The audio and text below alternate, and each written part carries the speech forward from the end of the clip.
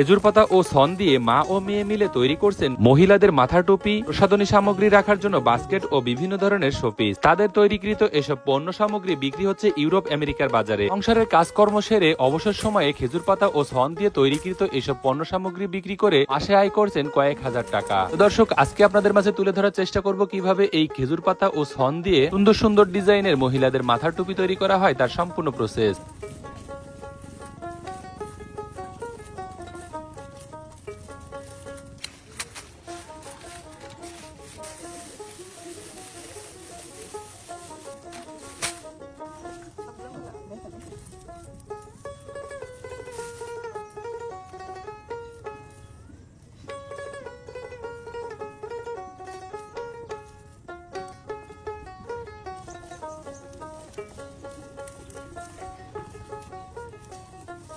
বৌদি, এই খেজুর পাতার সন দিয়ে কি তৈরি করতেছেন?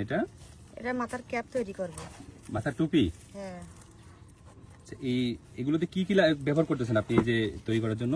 এটা খেজুর গাছের যে মাছ পাতা আছে ওইগুলো আর সন।